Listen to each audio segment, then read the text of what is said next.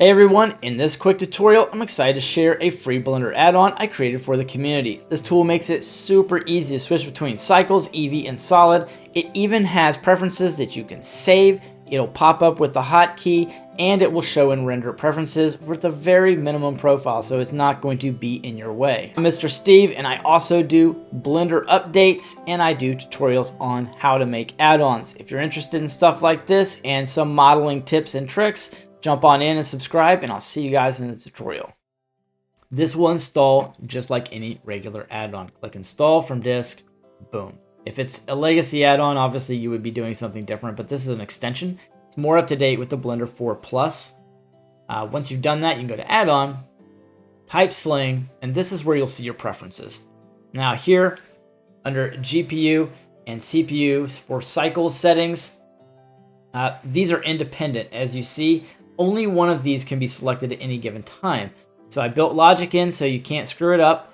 It's GPU on cycles, and we'll test this out in a second, or it's CPU on cycles. Then you can switch between experimental and solid, and only one of these can be true at a time. Same over here, supported experimental. So we're gonna switch this to experimental and CPU just by clicking cycles. Boom. So now it jumped into cycles, switched our viewport for us, and that's all good. Now you want to know about the quick menu. This is the exact menu you'll see with the color management stuff, which is usually way down here. It's just a pain in the butt to get to. Not sure why. Oh, there's a little trick here. If you grab the 6 little dots, you can bring this up if you wanted to have color management up here. But I do have color management right here as well, so you can access everything. Now that doesn't work so good over here, but this is designed so when you hit Y is what it should actually say first. And then you can press Y and get all of these menus. I can switch between all of these. So if you're down here doing something in the timeline, you're like blah, blah, blah. I don't want to have to go way over here. Switch this to this. Go here, go there, go that, do that. Switch to Eevee.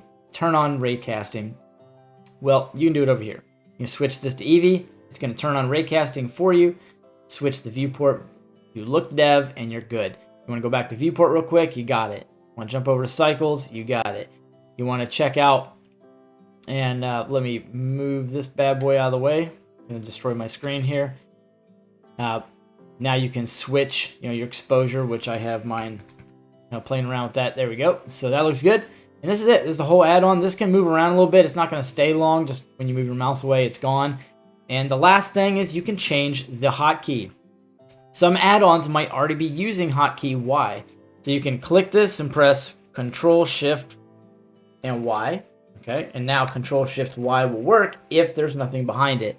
You'll have to check your key mapping to see, but if you are having a conflict, I can just press D on this, and now D is going to work, anywhere I want it to. So that's cool. So that's very easy to use, guys. That's it. Thanks for watching. Click the link. This is going to be on Gumroad.